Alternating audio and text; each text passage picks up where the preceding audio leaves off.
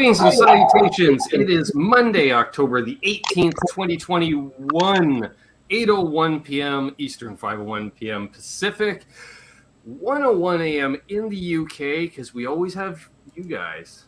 You guys. I'm Ben. If you didn't know that already, I'm the guy who hosts the channel. That's my name down there, right next to that subscribe button that you should have already clicked on. For shame.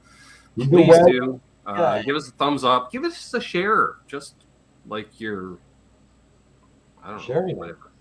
Like, share, There's subscribe. a lot of things I would have said previously you could share that are not politically correct to share. Buy some merch. Buy some merch. Links down below. Links to all kinds of cool stuff down below, including all those sponsors that we had scrolling at the start there with the shout outs at the start. Kind of digging doing that. I was all producing big time. We've got, should mention, yeah, I'm Ben. This is Terry. This is Tom. And we're Canucks with Guitars. Of course, I'm the only one wearing a toque. That's why I get to run things. They don't wear a toque. The toque of power. They don't wear a toque. I just need to adjust this ever so slightly. There we go. I don't know. Did that make a difference? Probably not. Let's get right into roll call because we already have 30 people in here. And by the time I go through the 30 people, there's going to be 5 more people that will say hi. I'm going to start off with great news, breaking news. Great to see him in the chat. Dave. Met Dave through the LPD, I don't know, what is the fan appreciation group? LPD Anonymous. I don't know what it is, but he seems like a cool cat. He just picked up his nice drive, eh? Nice drive, eh? Nice. Now the question is, did any moderators save the link to that last night? I was on my phone.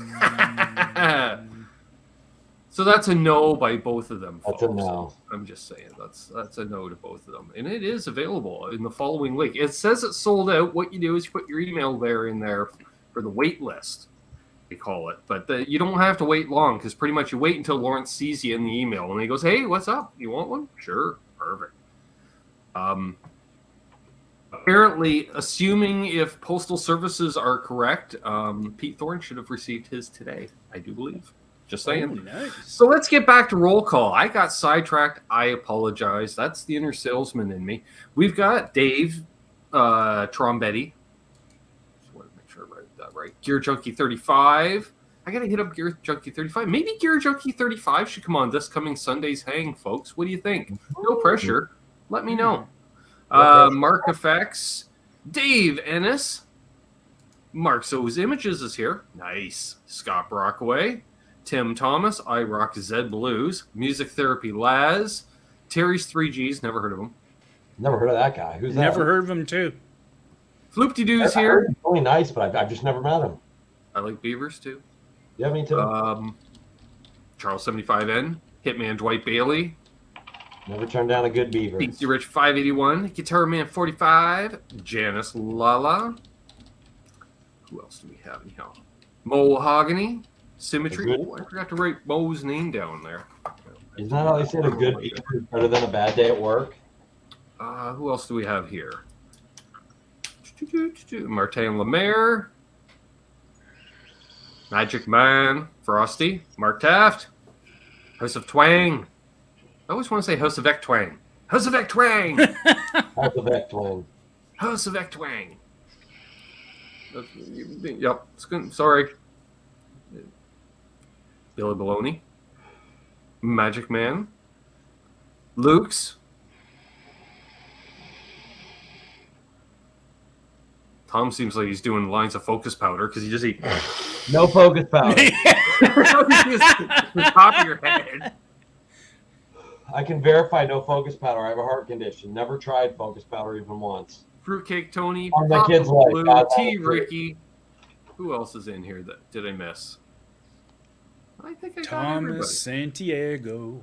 You know, Thomas Santiago. and you know me, I probably would have loved the focus powder, but I always had a heart condition, so I never got near the stuff. Do you Bill remember? Boyle Music made it. Do you guys remember? Nice. You might not have because he was an American guy, but there was a guy in the 80s, college American basketball player named Len Bias. He did too much cocaine before one of his games that was televised. and he's dribbling down the court and literally drops dead on the court. Oh, I wow. remember that. And I remember seeing that as a kid, like a young kid, going, "I'm never doing that drug." The name sounded familiar, but Yeah. now knowing that, he was just about to break through, like be like the next superstar, like a Kobe Bryant or like someone like that, and just bam, literally you can. I mean, it's literally like lights out, like when someone, someone gets hit with a taser and they just drop. So I don't know if Gary Junkie 35 agreed to appearing on this coming Sunday show. Welcome, Dale Boyle. He's talking about the beaver shirt. He digs that. Well, Terry designed it. I marketed it. It? Yep. How do you That's properly say Fruitcake Tony's name with the umlaut? And once we get the thumbs ups to at least a Scarborough suitcase, then we'll talk about the iconic Canadian band merch. Nice. Not once owned by Fruitcake Tony. Just saying. oh, Tony. That's right. nice.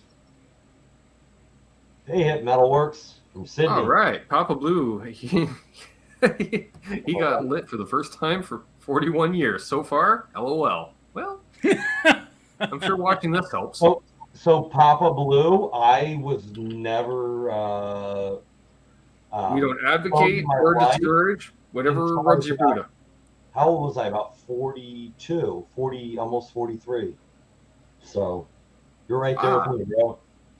Well, we can definitely talk about this. I don't mind discussing Mojo because I didn't see JP Page 2 in here yet. He hates the word Mojo. I think it's his moist. Just saying. What kind of Mojo was lost and then regained from your Wolfgang re-gauge strings? So it was the Ernie Ball Music Man Access Super Sport, long name, my Ernie Ball. When I first got it, it had 10s on it, and I dug it, and I dropped it down to 9s because I prefer 9s. And I went, whoa! And all of a sudden, it lost a bit of the bottom end, and it just sounded a little thinner. I don't know. It was like it had a restrictor plate on it.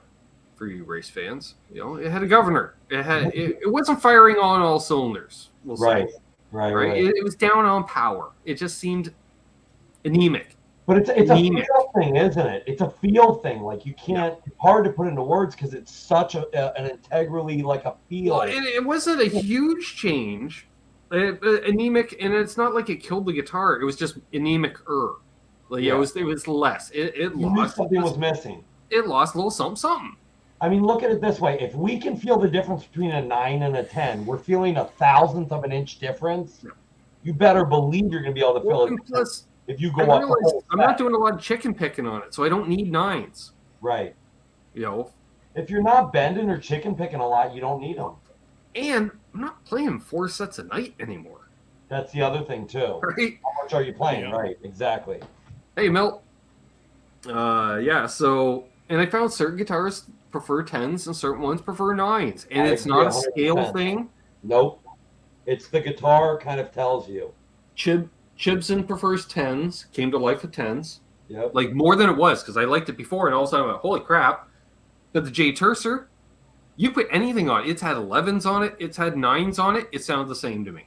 I have a question. It kind of felt the same. Your vintage Telly 67, 71, are those the years? Yep. What are they like?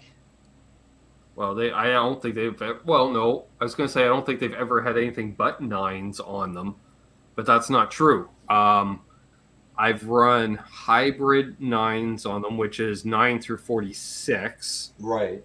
And that's when we're tuning down a half step. Gotcha. I just wanted a little extra something there. Also, the 67 did have 11s on it for a while. Wow. And that was only because there's Craig T. Nelson himself, Craig Tomlinson. The real Craig T. Nelson. Don't let him fool you. Blue, I got you, man. I like that.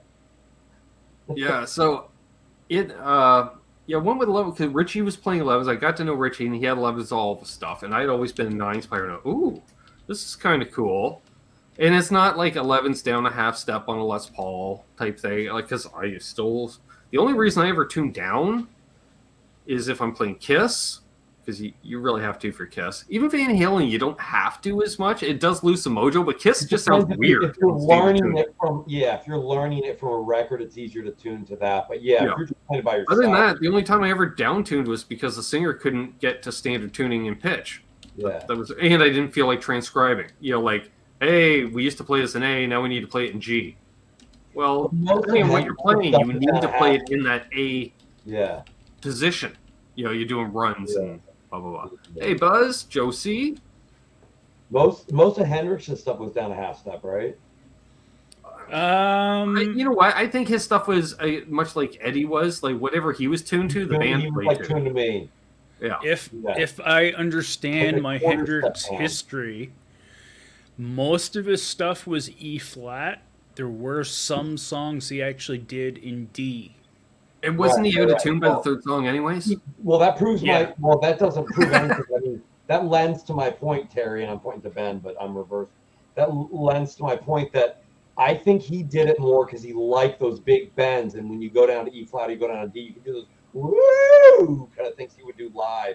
And he was playing a weird like 10 through 38 combination of strings or something like that. Yeah. Yeah. Really weird, yeah. It was a real tight gauge, meaning it didn't go, too No, it's heavy. like the E was Light a 10, top the B and was bottom. a 12. If I remember correctly, the Hendrix set of strings was basically light in regards to top and bottom strings, and the mids were actually slightly heavier. Oh, it was an extra lady. I think it's only like a 38. 38, which is usually 8s. I think. Yeah. Well, I think it was like he would take 8s, throw away the 8th, and move it all down. Mm-hmm.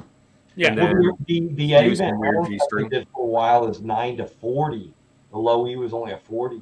Yeah, I do remember those. And that was the thing. When I started playing, there was 3 gauges available. It was 8s, 9s, and 10s. Me too. Same thing. Everyone says 9s are lights. I'm like, no, 9s are mediums. The only thing where you'd get like 12s was if you went to acoustic. Phosphor bronze, that kind of stuff. Yeah. Yeah. I don't remember. Yeah, and even then, acoustics, it was like 11, 12, and 13. That didn't come around till I got older. I remember. As far as I knew, on acoustic, 12 was actually considered the light strings. I thought that was about a medium when I started playing. Now that's considered light or extra light, it seems. I have a hard time finding acoustic strings because I'm like, I just want 11s. They're like, what, you want like extra lights? I'm like, well, they used to be mediums because you used to be able to buy 10 gauge acoustic sets. Those were your extra lights. Right. Yeah, that's what I got on my Fender's extra lights. So I used to use the Ernie Ball 11 through 48 Slinkies on both because it used to say electric and acoustic on it. Yeah. I'm like, nickel wound's fine with me. I don't need bronze. I don't need phosphor bronze. I don't need brass. It's weird. It's a feel thing. Like if I've been sitting there playing all day for 4, 5, 6 hours or more, like I can go and play 10s and they feel like 8s because your hands are just, don't care at that point. Oh. But consistently, I don't want to damage my hand. Plausibly, this could. Guitar Man 45 says, I just bought the last nice drive, eh? Nice, congrats. Guitar Man 45. I'd be curious. Maybe we are sold out because I think it was. We were up to 9, or we were down to 9 available. But then once it was released, not everybody bought that had ordered.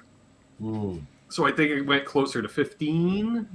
But since then, I wouldn't be. I don't know. I really don't know. Lawrence, text me if we've sold out.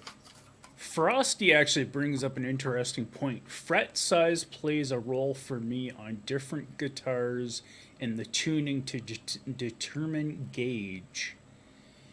Sorry, what now? Basically, fret size determines tuning. Fret size plays a role for me in different guitars in the tuning and determine the gauge. Excuse me. You know what? I might go up a gauge if the nut is cut a little high, because I'm less likely to bend it out of tune. I don't know. I use 9s on jumbo frets. I use 9s on vintage frets. Yeah.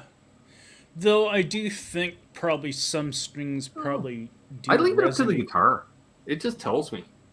Yeah. The Mexican tell you like those 9.5s. Like, I always thought I used low action, but now I use substantially, definitely at least medium action on most guitars, because I went into a Guitar Center and they're like, oh, try this. It was an Axis, but it was set up to EVH's specs, and the action was so low I couldn't play it. I just couldn't play it. I couldn't get under the notes. I'm like, this is horrible. I play like 5 notes. And I'm like, nope, not for me. Some of my guitars are definitely lower action than others. It didn't really buzz, but it was so low against the fretboard, I couldn't do it. Well, it's like traditional. I usually do next to no neck relief. Yeah, there's I like basically a neutral neck. I don't like. There's minimal. Basically, I set it to 0 relief, and if a touch happens to go into it over time, that's fine. Yeah. Like, I just definitely keep it out of a back bow. You won't be able to see it here. Tabletop setup. That's what Richie coined it. Or that's the first time I ever used this set up tabletop style. I don't know if you can see it. It's not high, but it's like medium. Yeah. And it gets a little bit lower up here just because of the way the neck is. But it works well for this. Congrats, Magic Man. What do you got? Our 7 1/4 radius, Yeah, that's the other thing too. Like when you talk about low strings and the radius, like it's a lot different on 7 1/4 than say like the 12 through 16 on this Jackson. Yeah. So like when people are saying here in the side chat saying about bends are hard on low action, it's like not really. You can still bend on low action. Well, I don't know if you'd call this. Well, it depends on how low. And that's the other thing too, Tom. When we talk low action for getting under it, I think it depends on your fret size too, right? Like if you have jumbo frets, it's a lot easier to get under a note. Oh yeah. Whereas, you get with the vintage frets, you need it. The string's still that much. It'd be like you set the strings, let's say off the fretboard, not frets, but off the fretboard, X, and it's irregardless of what your fret or your fret size is. You know what I mean, Tom? Like you need it. The strings still need to be off the fretboard. Still got to be off. Yep. What's up, Aaron? Hey, Aaron. Brother Aaron in the chat. Yeah, big. Yeah, that's for Billy Baloney. That's what I would say. Like when you lower your action. Yeah, that's what I would say in regards to like what you're saying about vintage frets. That's the types of guitars that I found harder to bend on are the ones where it's a low fret that's so close to the fretboard, because I feel you can't get under the string enough to do a bend.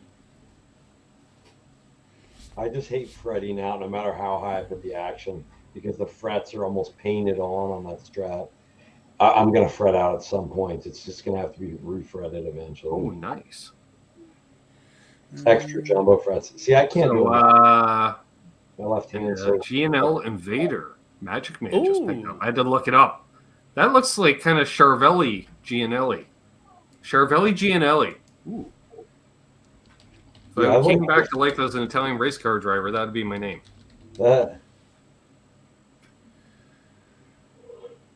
I was going to say, isn't that kind of what Jerry Cantrell's guitar was kind of based off of? I have no idea. No. Wait. His G&L just had a single bridge pickup. Yeah. I think. Yeah. This was a G&L Rampage, I thought. Yeah, that's what I was wondering. Aaron just said Rampage. Aaron, he remembers all. Yeah. See, and now Scott Brockway's mentioning fret wire by actual size, so that means nothing to me. I like 6105. They're just numbers to me. They mean nothing. When I refretted the Tanglewood, I put 6100s. Anytime, like when I had I think 6100. He's like, what do you want? I said, I want low and narrow. Super jumbo. He goes, how low and how narrow? I'm like, the lowest and narrowest frets you can buy that aren't square frets. And he's like, you can't buy square frets anymore. I said, well, all the better. So just, And if they're still too tall, and then I got it, and I'm like, frets are still too tall. He goes, these are the smallest frets. Like, unless you go for like 3/4 size guitars that will actually have smaller physical fret. I'm like, yeah, they would have worked. You're a moron. Nobody would want that. I'm like, oh, I do. It's my guitar. I think the older I get, the less I care about, like, okay, it's not quite the frets I wanted. Okay, it's not quite the action I want to just deal with it. You know? Well, he insisted on the minimum 9.5 radius fretboard too. He says, I'm not giving you a 7.25. Nobody plays that anymore. Like, I do. Hendrix had no problem playing it. You know? A lot of people had no problem playing it. Yeah, I was just you don't gonna give a say, rat's ass, I know. Hendrix didn't actually get into the guitar era where I think 9.5 radius fenders occurred, Nope. did they? Nope. Oh no, He died at 70. Yeah. He didn't experience the 3-bolt neck. Nope. You know, and if anyone was out there that could have really used a Floyd Rose at the time, it was that guy. Well, actually, I should say that because Hendrix did actually get to play Gibsons. So Yeah, 12-inch radius. he did get to experience a 12-inch radius, but never a 9.5 on a Fender, no. No. Unless he happened to play some luthier's guitar, you know, So, whatever. like, I mean, you know, you could say it with anything, though. What did people do before they had, you know, Ferraris? They drove whatever the fastest car they had was. They made do. So you just, you know, it's what they had at the time. You know, they made do with it. You can make do. But I also see the other side of it. Like, if you can make it easier to play, why not? I wouldn't take a vintage guitar and re-radius it, but... Ooh. Okay, so we've got all kinds of input here.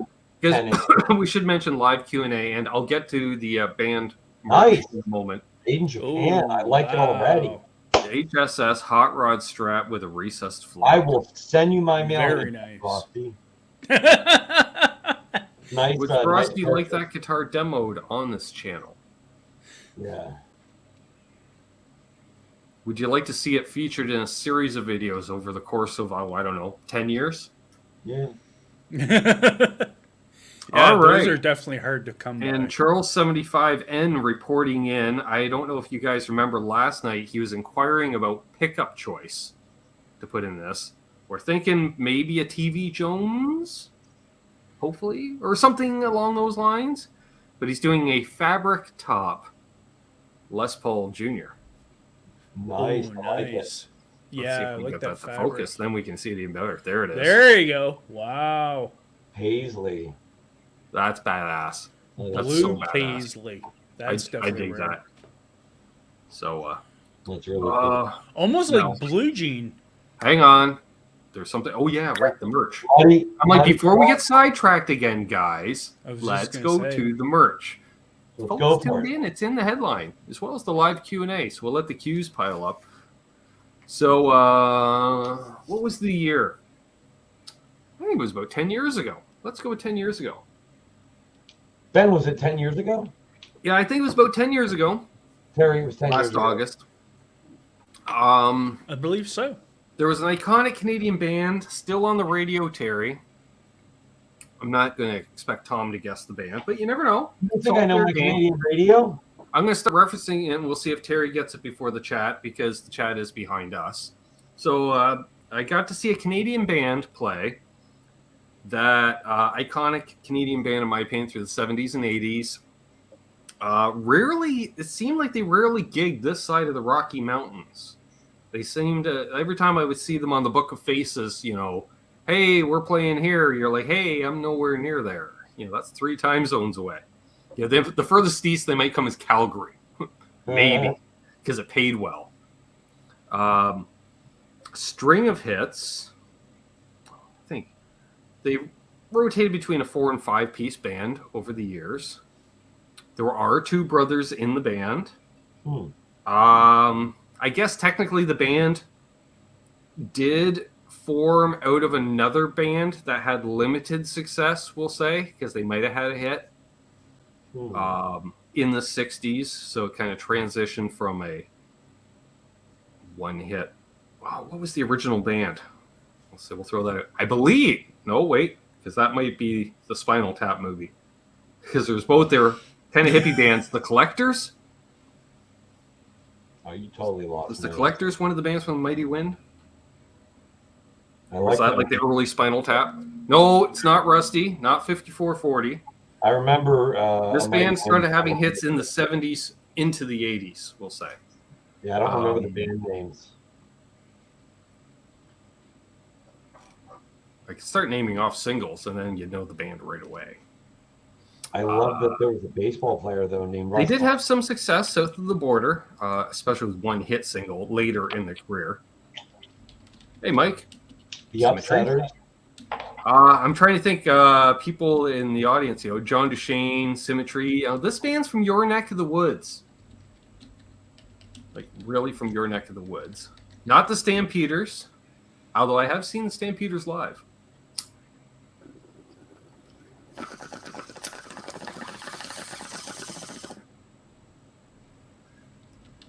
Early hits of theirs was Lonesome Mary, Fly at Night, because even though they sing Fly by Night, they had to call it Fly at Night. California Girl. Not Triumph. That's right, Symmetry. Humble Pie. Chilliwack. Chilliwack. Oh my God. So Richie tells me, Terry, actually it might have been Richie's girlfriend that mentioned it, because we're working together at the time, because that's how I met Richie. I said, hey, Chilliwack's playing up in the Big Pour, aka Peterborough, Ontario, part of the summer concert series, because they got the old amphitheater and the park right in the middle of town, right? So we're fine. It's through the series, there's always like one or two bands you want to check out, because it's like an April Wine or a Chilliwack or something. I always miss it. So he's like, Chilliwack's playing. I'm like, oh fuck yeah, love Chilliwack, totally going. So we met them up there. It was myself, my girlfriend at the time, my sister, and one of her friends from work. Made day of it, went over. We went out to eat at Dead Lobster that night. Dead Lobster. Dead Lobster, just like the Dead Lobster beside the crappy tire. I may or may not have church lobster, because everyone went after church to eat. I may have, had a flask with me for the event. Hey, Dane, the Sims Guitar. So we got to see Chilliwack play. And so, what's up, Dane? After Chilliwack's done playing, Rich and Corey are both leaving, because they're like, yeah, we're going over to our friend's place here in town in Peterborough to stay the night, blah blah blah. So I'll see you at work. And I said, yeah, I'm going to go meet the band. And so Corey just turns to me and goes, sure you are. I am. Because things like that happen. I always end up meeting the band. It just happens. So I was feeling rather confident. I'm going to meet the band. So they leave. And it's like, all of a sudden, like a few minutes later, they announce, hey, we're doing a signing. I'm like, oh, they're doing a meet and greet. I'm like, haha, I shall meet the band. Haha. So I don't have the picture queued up, and plus it's got my ex in it, so who wants to hell wants to see that? But there's a photo of me with the band. Unfortunately, my ex is also in the photo. And they were selling signed drumsticks. Ooh, nice. You can see right there. There's Bill Henderson, lead singer, songwriter. He's the main dude. And ironically enough, I'm holding them that way, and he signed the same spot on both of them. Almost like they were all lined up, and they just signed them all. And I think it was like $10. Hey, Michael B. Wow. And so they say, do you want new sticks or used ones? Well, who the hell wants new ones, Terry? If you're a square. Yeah. Of course I want game used ones. And so, but the cool thing was, also, what the hell is this bag? Oh, tie downs. That holds drumsticks well. And so while I'm meeting the band and getting our photo done, Bill Henderson's sitting there playing with his guitar pick. I said, well, what do you want for the guitar pick? He goes, what, this? I said, yeah, donate to my charity. I don't care. I was feeling confident in flesh. He goes, well, if you really want it, take it. And it is a Fender Extra Heavy. Oh, wow. Old school, big pick. That's what Bill Henderson used for the set. And yeah, so I was like, fire out. So what I did, Terry, one of the few times I got into work early. And by early, I mean early, because we started work at 7:30 in the morning. So I was there early, right? In time to, because I had emailed myself the photo of myself with the band. Yeah. Got into work, went to my workstation, because we all had computer workstations in the workshop. Wallpaper on my computer, me with the band. Corey comes in with her coffee. Looks over. I'm like, hey, can you check this out? And immediately I'll just minimize so she sees the wallpaper. She's like, I fucking hate you, Benjamin. That's funny. I'm like, so did you want to see these two? That's great. So yeah, well, that's the time I met Chilliwack. Nice.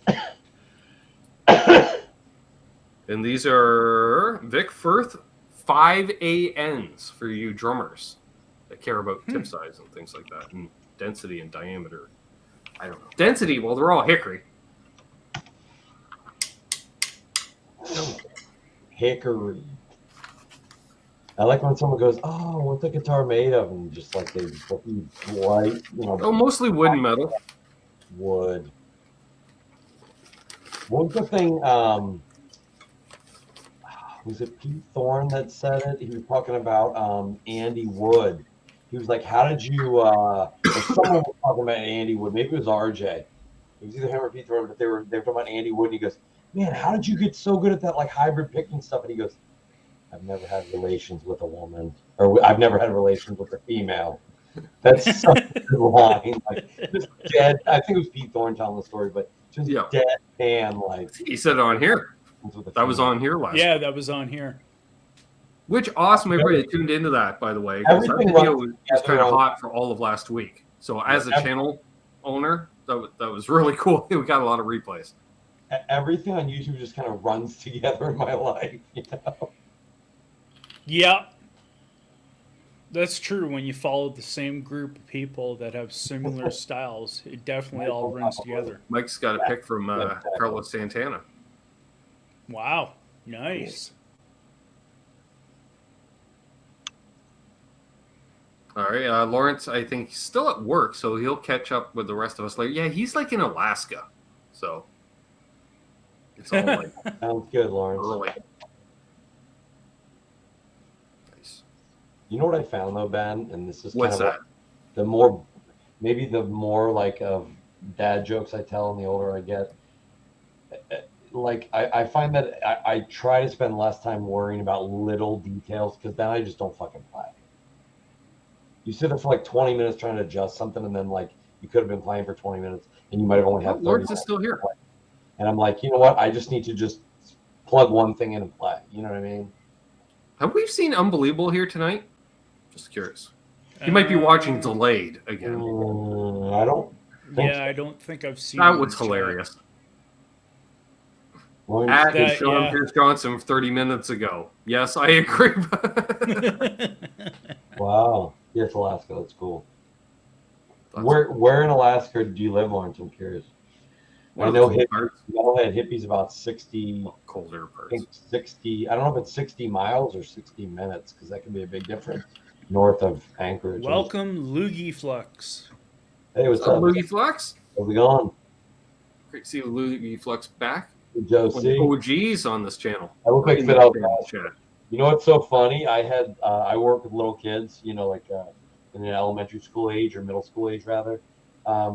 And I had a kid tell me when I worked at elementary school, you look like a guy like on those posters. And I showed him because he had no idea. He was like 9 years old or 10 years old.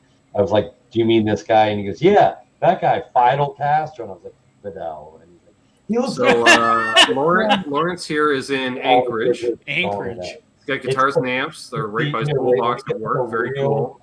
Symmetry's asking for an update on Tink. Tink has been busy acquiring gear and playing. We discussed it off air before and after the last community hang I did because he's been on the last two community hangs, which I realized during the second community hang he was on the previous one. Yep. Happens. And so There we go. Tink commented on Janice's latest video. He's just been. What did he say? He bought like basically a pedal a day for a month. I think like all the time. So you figure that takes up a lot of time, research and development and payment and playing and testing. And he must just have a lot of energy because I think he works like all. Well, that's what I was going to say. He also said too that he's had a lot of work. Yeah, he said they have like mandatory overtime. Yeah. They'd be building houses, yo. Vibe. Sup, Flying Pickle? It's a flying pickle. Yeah. Jeez, So all good. Yeah, on that front. Oh, speaking of which, I hope Janice had an awesome birthday yesterday. Yes, I hope it was good. Guitars and Answer by. I know she spent part of it with us last night. Yeah. Any other questions out there, folks? Get them in while we're getting them in. I don't know. Get them in. Stampede. Throw some question marks in the front. Tag us. Super chat. Can we do like that? Can we do a thing? Do I look like Fidel Castro? Who else did I say? Che Guevara or none of these? Or who cares? It's all right. I got told I look like Abyss from TNA. So Janice says it was good. 1 for Fidel Castro, 2 for Che Guevara, and 3 for none of the above. You can put it in the chat. Castro, yeah, I can't see Castro. John, John DeShane, you need an indica, straight indica. You need to start out with a real low THC indica, maybe even a CBD indica hybrid. Really, really low THC, though. Start low, man. Baby steps. With those white glasses on earlier, I think you look more like Aaron more than anyone else. In all seriousness, if you're having panic attacks, it's probably too high of a dose, and it's very easy to get way too high of a dose. Not that. Sorry, Papa Blue. I'm not laughing at your comment. We'll get to that next, because dang it. There we go. I think it's okay. Funny, there he is. He made it, and he's not going to be half an hour behind. Awesome. Right. So we do have a question. It stands out because there's question marks. There we go. Is playing guitar all day considered work? If so, I work hard all day. Well, if you're getting paid for it, yeah. Wait, work is if you're getting paid for it. Now, you could do like I do, make videos, put them on the YouTubes, and hopefully you have enough following to become monetized, and then you are getting paid. Are those YouTubes on those interwebs?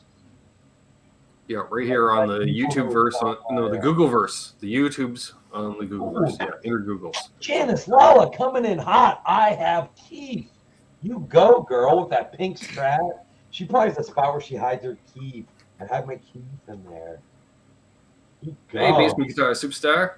By the way, I haven't seen Gear Junkie 35 since I asked him to come on. He seems to win. He went away. Yeah. I like it. I think I scared him off. Sorry, dude. Happy birthday too, Janice. Janice Lala, happy birthday. I think she's 25. Flying Pickle loves broccoli farts? Sure. Okay, sure. In all seriousness, happy birthday, man. All right. What was there else? What else was there to go over? Let me just quickly peruse our group chat. Nice. Yeah, thank you for tuning. Tesi Switch for all your Switch needs. Oh, we got a question. My mom's. Anyone ever purchased a neck from Guitar Mill? I purchased from Warmouth, Fender, etc. And I'm curious about Guitar Mill necks. I have never heard of them. So I have not. I have heard of them. I am signed up to their flyer for their products. They will sell you, in regards to a guitar body, very close to a Fender spec body and Fender design body. The necks, they will slightly misshape the headstock, but everything else to it, they do customized. Have I ordered from them or played something from them? No, but I have heard of them, and their reviews are very good from what I can tell. They have actually been to NAMM and showed off a few of their products in the past. Oh, okay. Charles, I don't have it. Yeah, I did a demo for that. But yeah, gas. I get it. I get it. I was using mine the other day. Magic Man said, "Thanks for reminding me. I have Keith Janis." Basement Guitar Superstar was asking, has anyone heard from Tank? Yeah, literally a minute and a half before you jumped in, we had just discussed that. Tank's been pretty busy, but he's out there. He's doing stuff. He's buying a lot of gear. Laz.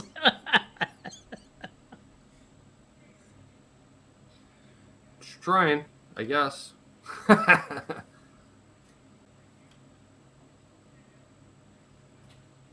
Why haven't I put yeah, up I do any- need to do a video on this thing. I don't know. I haven't seen Lawrence in here. He's busy. So, yeah. This is coming out next week. Just saying. Yeah, I agree with Jim Murray Hawkins. Music Crafts out of New Jersey. I think they're in Vineland. They make awesome and awesome bodies, and they'll do just straight Strat Telly, whatever kind of body you want, kind of Fender style or anything else. They'll do Charvel Jackson. They'll do replica like Van Halen style bodies. They do. Their necks are phenomenal too.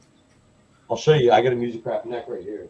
And I will throw in there, if you are looking specifically for a Fender Music Craft neck. Look at that neck. It's 5A flame maple. Nice. Nice.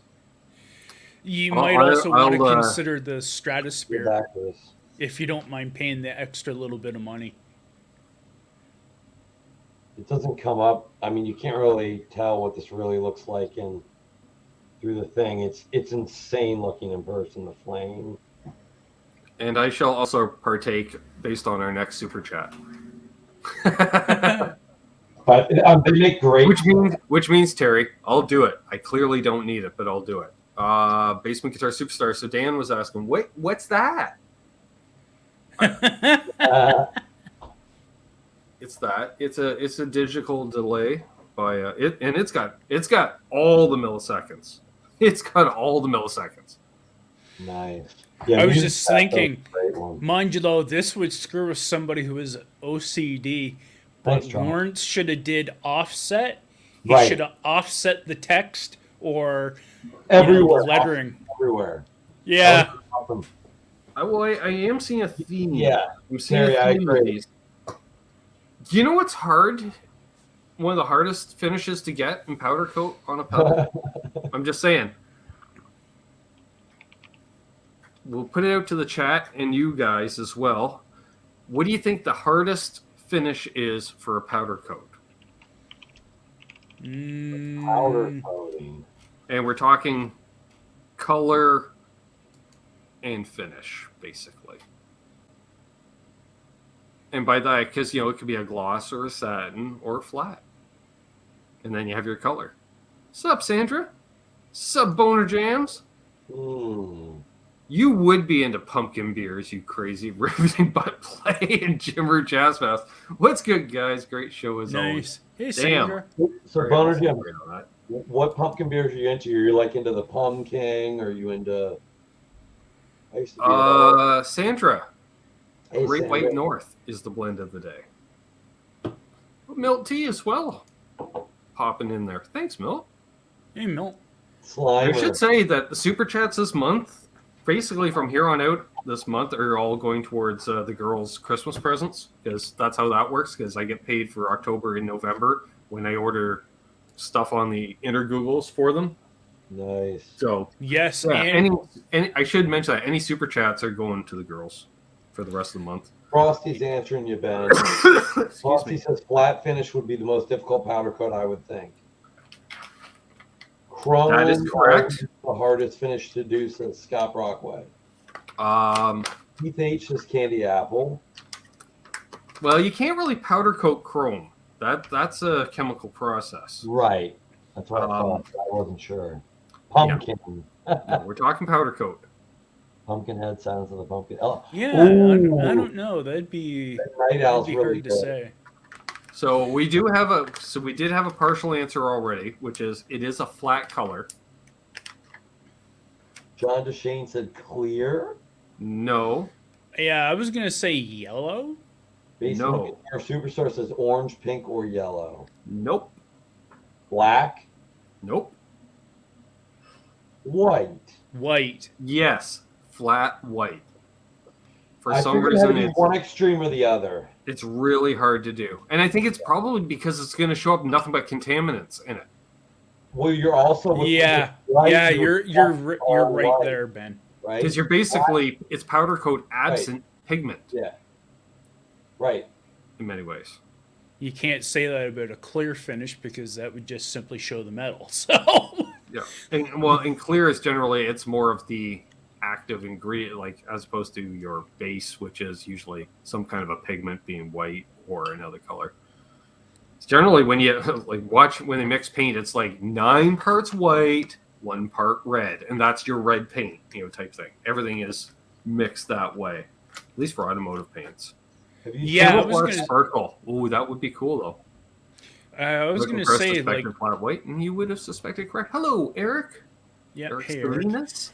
I was going to say, like, especially, like, since I've been watching the Fender Custom Shop guy doing all the paints, it's Yeah. been interesting that the majority of the paint finishes for Fender instruments, all of them have a Oh. white base.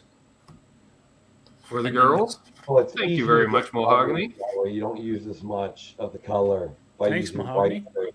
Awesome. Hey, Bright Uh, Guitar Miller.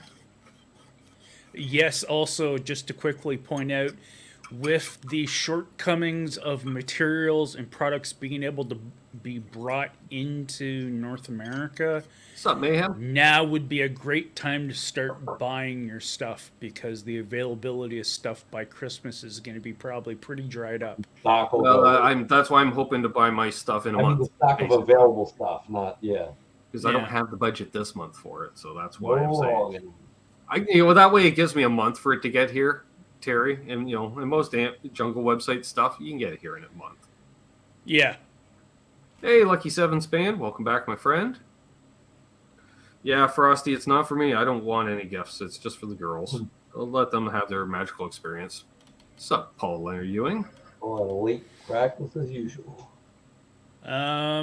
Basement Guitar Superstars asked why I haven't been doing any videos. Well, messed up. Yeah, why some haven't you been doing any admin. videos, Terry? Come on. Why haven't you been doing any videos? Why haven't you been doing any videos, Terry? Come on now. Come on. Usually you're spamming the chat with links to videos you upload there. What? The So good, anyways, you were saying, thing, Terry? the good thing about not having people want me to do videos is they don't bug me about doing them. Messed up sleep schedule, guitar playing wise or bass playing wise. I had been dealing with the injured shoulder, which is now probably about 90% better now for mobility. So I'm kind of getting that itch there. Beyond that, just unfortunately haven't really been in the mood. The weather has been kind of affecting the low-level depression I got, so that kind of factors things a Sure. little bit too. Mike, yes. Generally, when you're doing a candy color, you shoot it over a gold or a silver base. Yeah, But you be wary. I'll touch too much silver under your candy apple, or a touch too much metal flake in your candy apple red, and all of a sudden you have candy pink. That's where you see the paint masters get that dead on perfect. You ride that line between pink and red where you get the most out of the red. Mayhem, I was going to message you. I don't think I'll be able to go on Saturday after all, because I'm pretty sure my sister has to work, and so unless she gets it off, it's doubtful, because so she's more than likely working, therefore I'm babysitting. And I think there's a birthday party Sam is supposed to attend that day, and I think Scott's working that day, so I have a feeling. I don't think I can make it, is what I'm saying, unfortunately. But we should hook up this week, later in the week, regardless. Papa Blue, Ben, the door behind Bent Tom. Someone, something could be the last puff I took. LOL. People always say they see that door move or there's someone at that door. I never see it. It's a still image. There shouldn't be anyone there. Often. Yeah, I don't think we'd want to do 2 hours each way, Brad, in a car. She gets kind of cranky after about 20 minutes in the car. Thank you, Billy. So, yeah, I'd love to do the road trip, but hey, family first. So, yeah, exactly that too. At $1.50 a liter for gas too. Yes, that's true. Our gas has gone up a fair amount recently. And he's in full trim mode. And that we're not talking props on a plane. I remember buying by the liter in England. It was the 20s. I seen it too. You might have got into the same stash. I don't know. I don't judge. That's what we were just talking about, Symmetry, the road trip with Mayhem. It doesn't look like it. So I should let Dave know too. I'm not going, Dave. Yeah, that would be important. Well, I'm hoping they'll have much better turnout than last time. Like we went up last time, Terry, and there was a blizzard, and then COVID like a week and a half later. Yeah. Yeah, given the way how restrictions have been laxed, it should be a decent turnout, especially if people you can have full capacity. Looking to do some. Oh, you have full capacity. Not to mention the discounts going on at the time or whatever. Oh, I know. Well, not that I already have a dealer discount with Solo. What? No, I don't. Yes, I do. Well, you may still. What did you No, say? I still. If I don't, it's a phone call. Yeah. Why is it Dave? Dave goes, hey, hook the kid up. So he said last time, hook this kid up. I'm like, kid, sure, let's go with that. Dave's a nice guy. Well, there we go. Magic Man. Is anyone familiar with Okume? The beer or the guitar? The wood material. That too. Okume. I don't know. Apparently not. I've heard of it. I don't know anything about it.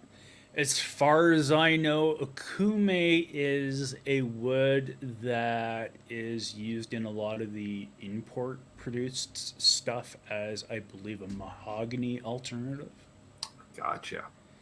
So there is some Okume in some Epiphone products, the lower tier, if I remember correctly. There's also, I think, some other guitars out there, I think from Ibanez and similar manufacturers that have put it, I believe, in their mid-price point, like $500 range instruments. Nice. Thank you for that update, because I'm not knowing. I'm shrugging. Just shrugging your general direction, folks, and hope for the best. I don't know. We plugged that. You know, we got all the plugging out. You guys know we do that stuff. We should mention the patrons on the Patreon, including the newest one. So, I noticed China Mike. He's got a ticker. I just haven't had a chance to type everybody's name in yet. And then it can just go across the bottom as a shout out. I can still read it. We should do that at some point, or I should. Me. Magic Man, you should like it, especially if you like mahogany type bodies. Links down below. If you'd like to become a patron of mine on the Patreon, you get a shout out every week, and you get exclusive content along with channel membership things. Well, no, you don't get channel membership with it, but you get the same videos that channel members get. Is that what I'm saying? That's what I'm saying. Plus posts. I threw some pedals up for sale in there last month. Just saying. Dozen or so Boss pedals. If you're interested in Boss pedals and aren't a patron, email me and we can talk. Let's see who we're going to shout out here. Guitar Man 45, Symmetry, Paul McNary, Mickey Sotomayor, Joe C, Keith H, Canucklehead 0, unfucking believable. Charles 75N, John ZD351, JP Page 2, Jose Benito Martinez Jr., Fruitcake Tony, Ben Tom, Blackjack Guitar, Grumpy Mike Guitar, Craig T. Nelson, nope, Craig Tomlinson, Cousin Todd Flowers, Charles Green, Brad Guitar Miller, you guys with your longer names. Absolute Mayhem, other left. Randy Crooks. Sorry to Randy Crooks, the loss of his brother last week. Randy, my heart goes out to you, brother. And our newest patron on Patreon, Mohogany, became a patron on Patreon last week. Nice. Man, that I think I actually hit that every time that time. Perfect. Moving on. We got Janice 8 minutes behind, so Janice tonight will be playing the part of Unfucking Believable tonight. Demo pedals or prototype pedals too. Watch, she probably does. We just don't know. We don't know. So yes, thank you all the patrons on Patreon for your support, and you get exclusive content, including the videos my sister's doing, which she'll be doing one soon. I guess I don't know. I haven't talked to her, but I'd imagine soon. Oh, what? Really? Brad Guitar Miller reporting in. New pedal day later this week. Used Embers on the way. Huh. Used. Wow. So that tells me he... you know what? I'm just going to just... I want to say he bought one off RJ. You know, RJ used it for a demo or two. And so it's used. That's my guess. I don't know. Just guessing. But I don't know.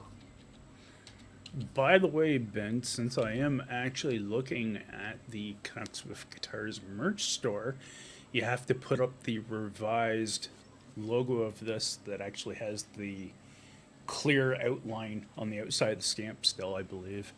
Now I got to figure out how to log into that website. That would help. Yeah.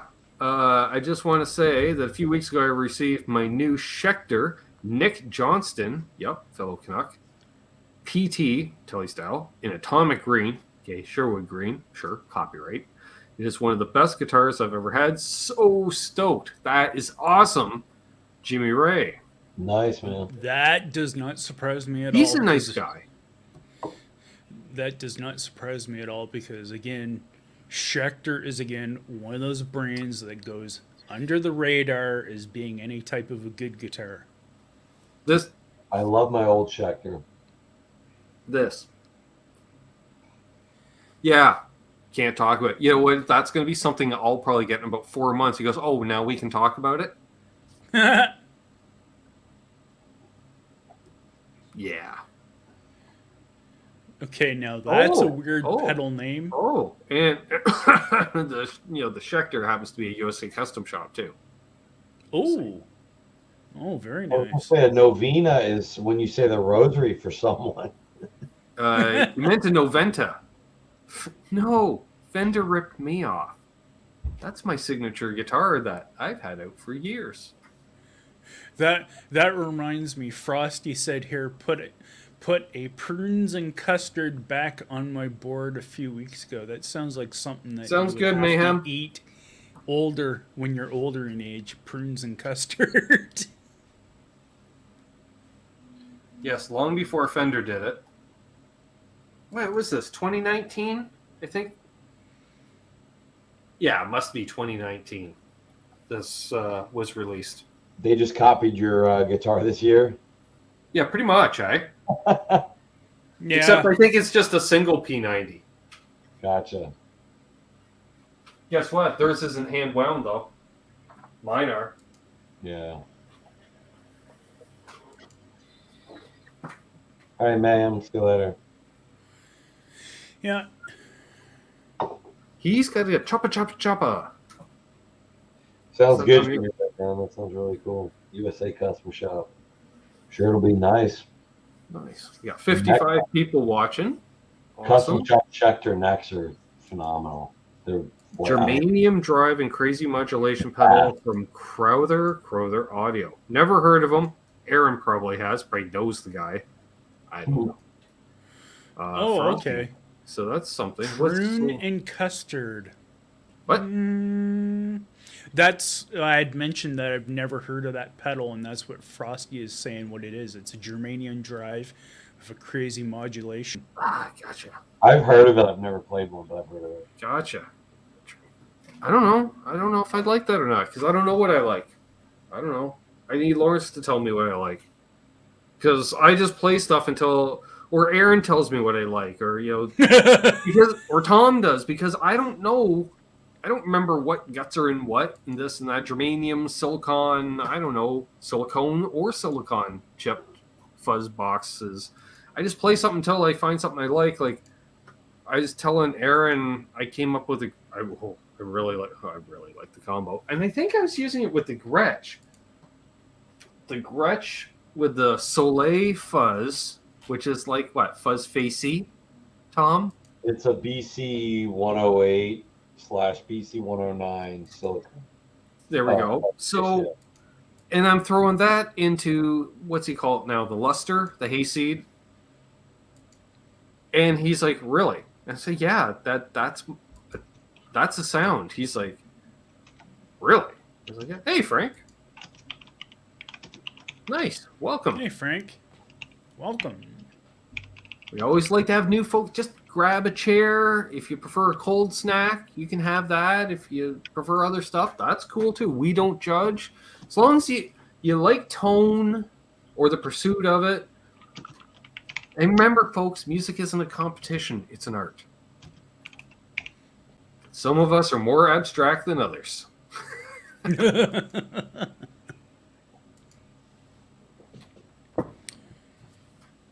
Like I said to Sean last night, I can't play in a worship band setting. You're playing direct with in-ears. No, I'm not. John has a question here. Who does what now? Best. John. John. John Deshane? Yes. Best mild overdrive to kick the plexi channel of his BE100, the OCD 1.7, and a Boss OD1, and a Buxom boost. Do you have anything, A? No. Just say. Apparently, it pushes an XL68 quite nicely, so I would imagine it would push that nicely. But Nobles, I've never tried a Nobles. I'd like to try that, but the Dutch was limited edition, wasn't it, Tom? Yeah, that needs to be There was production. one on Reverb a while ago. I don't know if it's still there, but I think Lawrence still has some Embers available if you want to go for a Klon style. Yeah, I was just going to say, like, isn't the BE100D already have a pretty nice channel to begin with? Yeah, but it's always nice to have a little something, something. But he's we'll talking about salt the on top. plexi channel. He's not using the high gain channel. He's talking about on the plexi channel. It's a Yeah. different kind of sound where you're really See, pushing because that's why I power. was thinking like the Dutch is like a Timmy type mild overdrive. Yeah, because I was going to say, like, couldn't you use, like, one of those, like, LPD, like, 87s or something, like a No, deluxe or something? because then you're hitting you're hitting an amp with an amp. You can, Yeah, but yeah. you're talking a Well, that's mild what I was overdrive. saying. Now, Mild overdrive. was he asking between those three which one we would use, or AAQ Music and Benjamin Payne. Frosty mentions the TC Mojo. I did not like that pedal. I if did he not wants to get a just decent use what he, pedal out of it. if he wants to just use, John wants you to just use what he has, I would say either the Buxom boost or the OCD. I would just set it up, just crank the shit out of the volume and use the the actual boost or quasi gain, whatever. Use that as your volume instead, and just slam the front end. That's what I would do. Yeah. I run the Well, plexi so right on Unbelievable the edge. agrees. He says he votes for one of these as well. He says, I run a plexi right on the edge looking for something to push the telly a little bit more.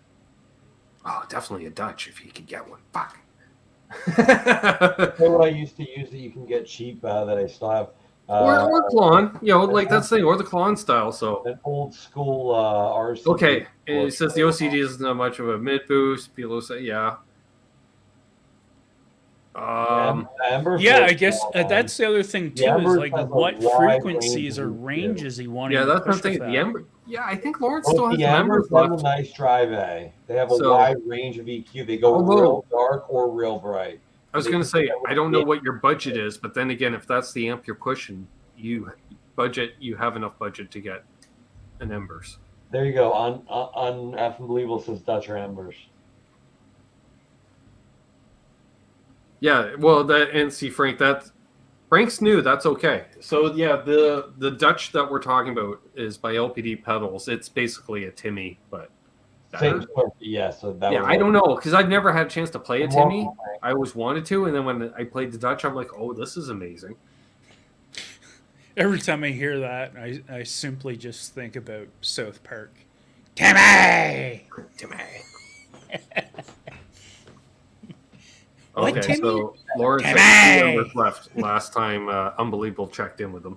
Every time I hear Embers, there used to be this little like not great food or not great quality food / bar right near my house called the Embers Lounge. And that's what it's dark and kind of dingy. I would totally hang out there. Well, there you go. Scott Brockway says the Timmy is more for Fender amps. It says And him. that's I think it's and more that's for every kind of amp. what I was saying, right? But that's for me. But especially paired with a Telly, because I like using that pedal into my Fender amp. I like using that pedal into like my Marshalls and boxes. So which tells me, and I played Marshalls, I played those, it reacts the same. So I would enjoy that into like if I have to take even though I love this, the Dutch is a little more versatile, it's got more gain on tap, so I would take it. Although if I know I have a sweet amp waiting for me, then I take that. Yeah, well, like I was saying, the thing is when John is asked this, like, what is he trying to push it over Right, with? Is he trying to mid boost it? Is he trying to treble boost it? Is he trying to do a gain push, a volume push? What gain. specific? It'd be gain. Because That's even what I volume said. is gain, basically. When it's set to edge of breakup, anything you put in front of it doesn't matter. It's gain. Yeah. See, Jay's one of those guys. I got both. I can tell you. So they can cover a lot of territory.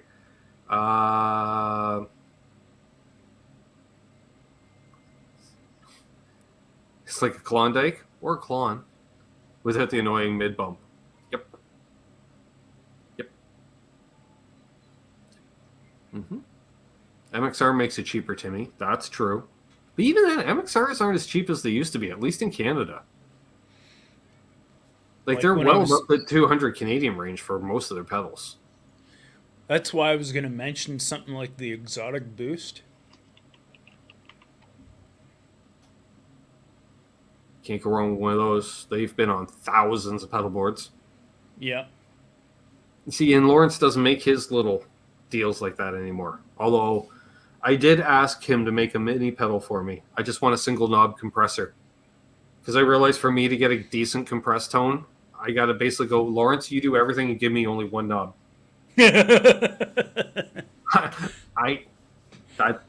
That's what I want. Just a single knob. And I know there are single knob compressors out there on the market, but I don't want an affordable one. Okay. So that is a pedal that John has thought of, but doesn't want it because it colors the tone. Well, all right. Well, then definitely an Embers. Yeah, because Eric mentions the Soul Food, which is a Klon, which is an Embers, which is an Embers. Yeah. I've owned Soul Foods are okay. Like they're fun to play with and they're dirt cheap. That's the nice thing about them. Like I don't know. They used to be like $60, $80. Pick one up. They're great for you love them for 2 or 3 weeks, and then it's all right.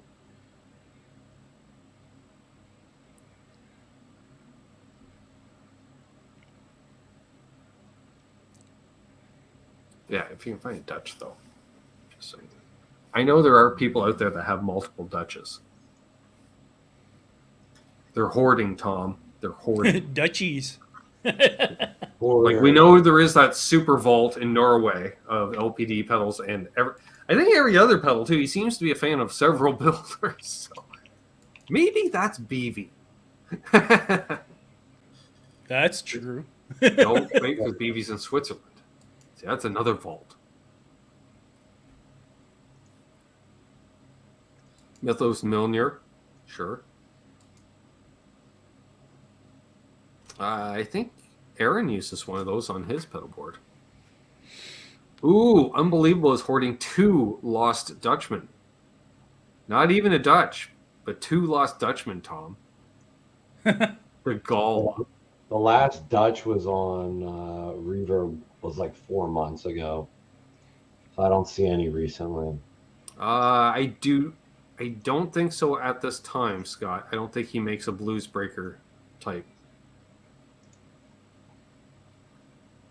Well, yeah, if you can get a Dutch, John, but they're impossible to find because that's his Timmy. They're just an amazing pedal. Like, if it's one of those, if you see one in the wild, catch it. That goes for any of you. If you see one in the wild, catch it. I think it's going to be one of it's super like Or an Ember Dutch. all it takes. Or a Dutch Ember. Like, for those who own one, like, Tom, come on. Like, if the right guy got one of those in his hands, and all of a sudden, like if the Edge found out about it, or whatever, whomever, or some big guitar player that's into pedals, I can't think of right now. If they loved it, and all of a sudden, because there's only 25, 30 of them out there, Lost Dutchman, for instance, or the Dutch, so 50-ish, 60-ish of these pedals out there in the wild, in the world. Yeah. Those things are going to be up in value. All of a sudden, they could be worth thousands. Now, was there and there's a lot more clones. Was there only that many because it was a limited run, or because he couldn't get the parts?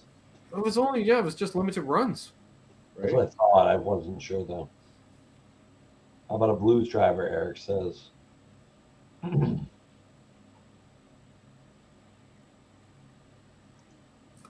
didn't really bond with the blues driver. But that's me. So I can't recommend it because we're going on my recommendation, I guess. I don't know. I like.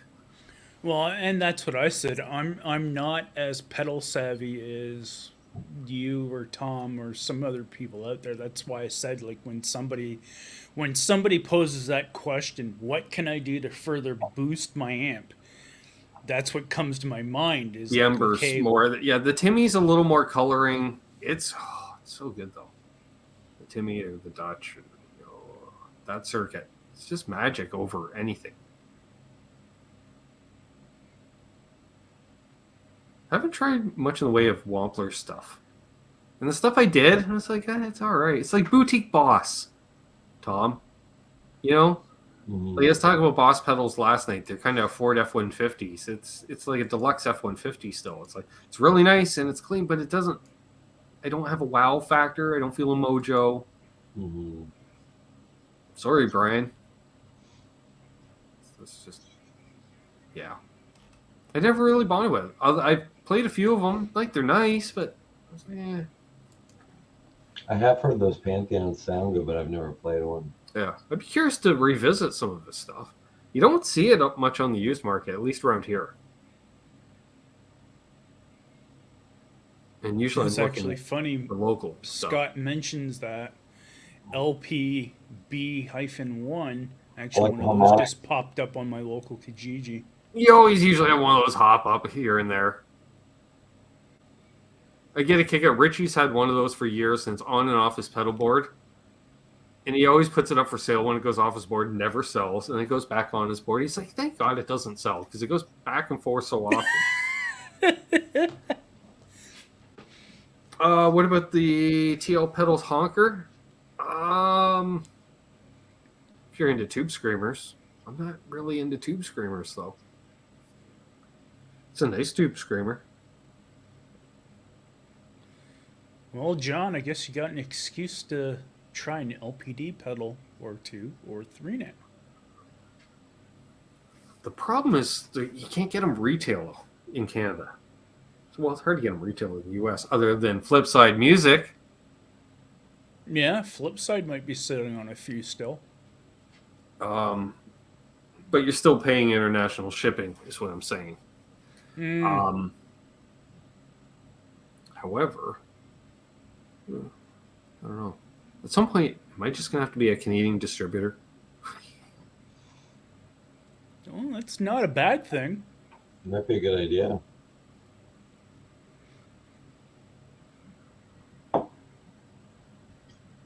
But then that's hassles. And I have to go to the post office every day. Hey, I started a second shelf. You cut out. That's all LPDs there, and now there's some up here. But Ben, the best thing about that More is down there. you cut out the middleman because you in turn become the final man. Well, not really, because Instead of basically, being just the middleman. yeah, like you would. At bet. Well, that's the thing. I would either resell them, like if Lawrence sold me at wholesale, for instance, I'm paying basically the same Flipside pays. The only difference is you, as a Canadian buyer, don't have to pay as much in shipping. That's the advantage of buying from me as opposed to, say, from Lawrence or Flipside. It's only advantageous if you live in Canada.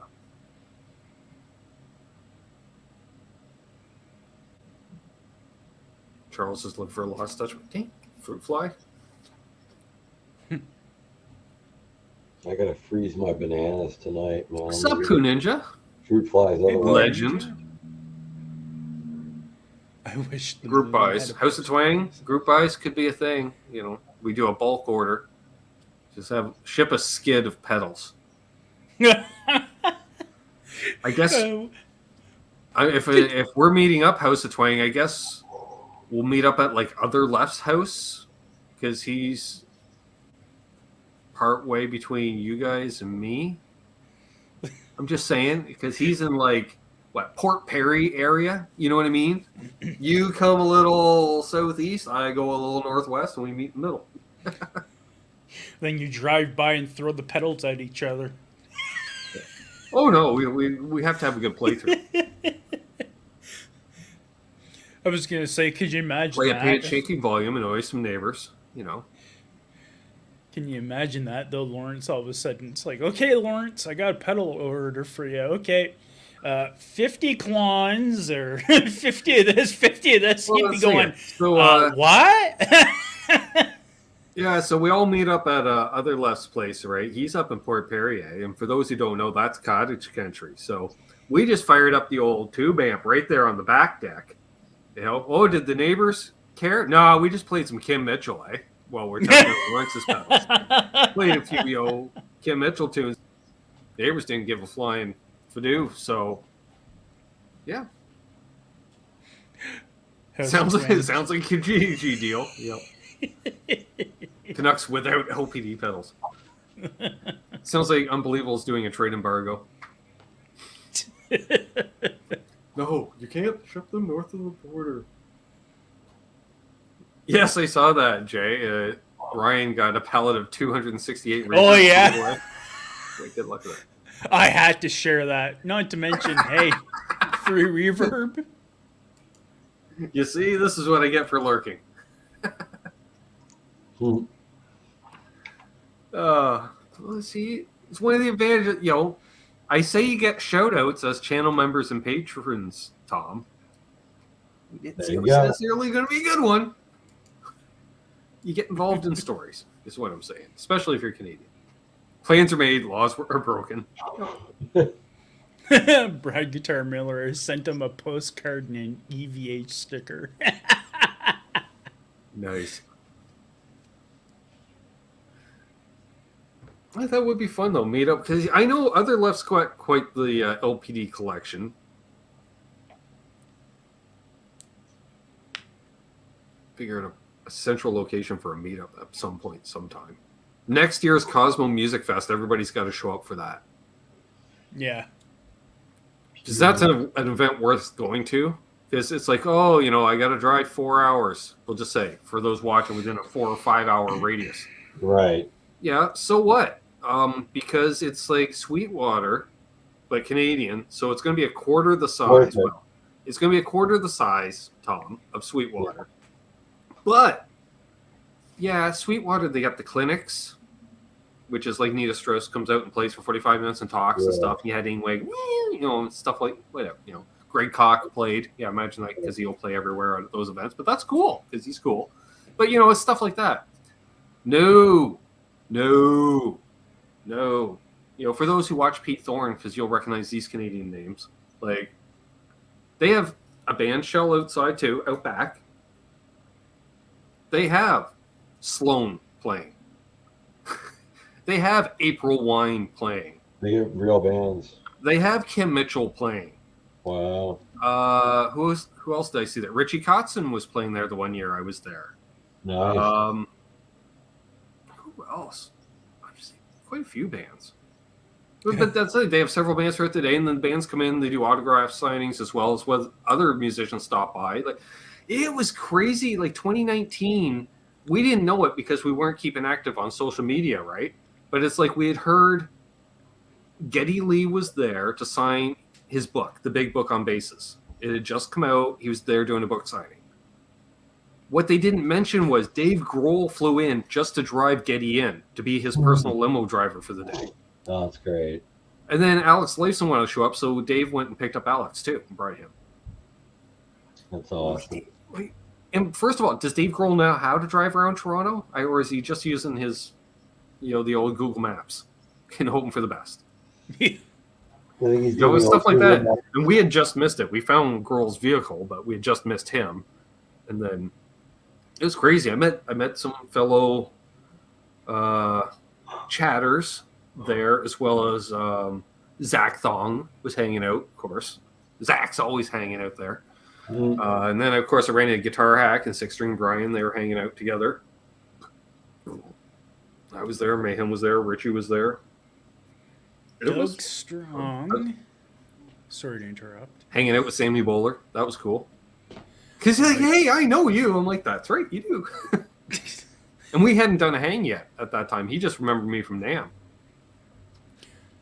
Doug Strong says in the chat here, I went to Cosmo on Friday, finally plugged in the Victory V40 Deluxe. Sounds so good. I was leaning Mesa Cali Tweed. I have a new amp day coming in the next 2-ish weeks. Ooh. Nice. Yes, I did see some of that stuff. Guitar Man 45's mentioned Pete playing with Mitch Malloy last weekend. That was very cool. Okay, so Unbelievable wants us to all go to Arizona. He says, I'll put on a clinic how to hoard LPD pedals. Yeah. Why, you can do that live.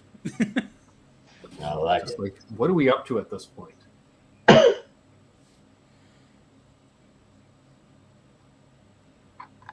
Okay, there's 12 up there. 13. 14. 15, 16, 17. Holy crap, 18? What? I didn't realize there was that many. Neither did I, Terry. Neither did I. I thought it was 16. Oh my God. I thought it was at 16, but apparently I'm at 18. So, yeah. I don't know. As a Canadian, I might melt in July in Arizona, Scott. I can visit Arizona. I don't think I can handle Arizona summers. Like, I wouldn't go outside. Well, Arizona summers would be like Canadian winters for me. I don't go outside. Do you snowmobile? No. I go outside to shovel snow or to drive places. You know what? Reasons or to check the mail. You know the biggest difference I noticed? There was a guy, and he takes an American guy from Buffalo with him, and he goes into a Canadian Tire, which I had no idea, I'll be honest with you, until I watched this video about 3 hours ago today. I had no idea that they sold anything but tires at a Canadian Tire. So I saw So the most amazing, it's very much like a Walmart here from what I saw. But the most amazing thing, it's like a classier Walmart. But the most amazing thing I saw was aisles and aisles of skates and hockey gear and pads and sticks. You'll get one minuscule aisle that no player that's a serious hockey player would ever buy anything from in the States. You got to go to a little hockey shop or go to the pro shop at the rink. But I was just amazed that like a chain store like that would have just aisles and aisles of not only hockey skates, but figure skates too. All the chain stores have aisles of that stuff. Crazy. Yeah. Even Canadian Walmart's actually. Yeah, Walmart has an aisle of hockey gear. An aisle. Yeah. Wow. That's impressive. For anyone curious, if you came in at the beginning of the stream, I posted a link to a American and Canadian that are doing a video series. I should mention, Tom, the crappy tire. Yeah, it was a tire store originally. Okay. All right, but that 100 years ago, they had already branched into a bit of hardware store or automotive parts. So it was tire shop that also dealt in some parts. And then they got into a bit of hardware. So it was automotive and hardware. Then they got into sporting goods. So, which your Ace Hardwares kind of do that too. Yeah. So it's they kind of diversify. And then all of a sudden in the 90s, and they did camping gear as well, which I guess sporting goods stores have camping gear too. So, and then all of a sudden, then they got into the home stuff, which was all of a sudden, then they started selling appliances and dishes. Now they have grocery departments in some of them, but it's not really groceries; it's camping groceries. It's like dry goods. Well, but there is some stuff too, and then they have pop and canned foods and I don't know. I always like when they sell you the dehydrated foods. It's like, dude, I'm going for one night, bro. I'm good. Like, bingo. Dale Boyle music, which we should, we are getting an hour and a half in. We should get to this, Yeah. There isn't merely an aisle for curling gear. You just need a thing for brooms, Scott, and then a few shelves for shoes. That's about it. I think it's in an outdoor sports aisle. Yeah. And it's like brooms and... Dale Boyle says, on the earlier topic of frets, I see Cosmo offers Plex services. By the way, fun fact, the head repair guy at Cosmo Music is also the guy that built Kim Mitchell's Blue. Oh, really? Wow. Yeah, same dude. Didn't realize that. Yeah, same dude. Because I just remember when I went there, I went, oh, this place is kind of cool. And Richie's like, why you mention that? I'm like, they got some old dude back there working, and he looks just cool enough. Like, I got a cool vibe. I didn't talk to him. I didn't interact in any way, but I went, that guy looks like he knows what he's doing, and he looks wily and or veteran in this guitar business. And then I see a video talking about restoring Kim's guitar a few years ago because Kim's like, yeah, and I found out he's working at Cosmo now, so I just dropped it off at Cosmo Music, conveniently located here, because this Cosmo sponsored video or some propaganda, but found out that's where he works. So he probably runs the Plek machine. But he says, has anyone had a guitar that's been Pleked? Well, I guess if you're in the chat and you own a Gibson Les Paul that's made in the last few years, they're all Pleked, in theory, or so they claim, but they don't claim. It's one of those, Terry? They all claim, they go, oh yeah, all our guitars are Pleked. Well, we know they still own the machine, so you assume they still Plek every guitar that at least needs it, or they run it through the machine. And I assume they all need to be Pleked because pretty much, I don't know, unless you're buying Sir or Tom Anderson quality or custom shop, most of them all need a fret job in some way. Like, they're not 100% perfect leveled. Yeah. They're not fully finished, is what I'm saying. I have two guitars that were Pleked, and it's phenomenal. There's no dead spots anywhere, but you still need a good luthier to then go and make minute adjustments and stuff. It's it's not like it's a fix-all. Hey, Leo. Hey, Leo. Cutting a body, you still have to finish the body. You know what I mean? Well, didn't Steve actually say on one of his live streams that he actually, when he toured the recent update of the Gibson factory, that he did see the Plek machines, and he said that, yes, there are Plek machines, but as I think he said, the level of Plekking that occurs on the guitars in them is here nor there. Oh yeah, compared to because actually in going theory out. it shouldn't need it. If you do a proper fret job, you shouldn't need a plecked guitar. The whole point, it's almost like once your guitar settles in, Tom, play it for 3 months, then get it plecked, right? Because you don't know, you might have a fret that might move after everything's settled in. I've never had it done, but then again, I fight guitars. I got guitars that have dented up frets. I've never had it done, but 2 of mine had it done when I bought it. I mean, it makes sense from a business standpoint. If you're selling high-end $2, $3, $4, $5 grand guitars, in that price range, $2,000 and up or something, because you're going to get a lot less returns, a lot less extra work. John asks, what else is required post-plecked? Now, I'm going to guess first, because I would imagine because it's basically just doing a surface thing, that by doing any high spots, you're removing crown. So you would just want to go in and just French in, for lack of a term, smooth in any sharp edges as a result of any severe plecking. What else is required post-plecked? What else is required as far as what? I'm not sure what you're referring to. I mean, nothing should be required other than being played. All right. Well, we're this far into the show, so we're going to quickly go around. Any piece of gear getting you hot and horny, Terry? Because we asked Pete last week, but we never answered ourselves. But then again, Tom wasn't letting a lot of people answer questions last week. Burn! That was so much fun. I know, you were fanboying out, and it was hilarious. I was loving it. The only thing I can think of is maybe an odd thing, but I'm really drawing an interest to the Fender Dynamic Mustang Tremolo. Okay, very system. Cool. For me, it's I'm digging this delay. I'm going to shoot a video on it in the next couple days. That'll be out this week. Tom, anything strike your fancy lately? I don't think so. I don't know. Okay. 2 out of 3 ain't bad. I don't know. See you, Poo Ninja. I mean, I could give. So on that note, we thank the patrons, channel members. Has been awesome. Thanks everybody that watched tonight, left a thumbs up. Thanks to the mod squad, which is us. I don't think Mayhem did much.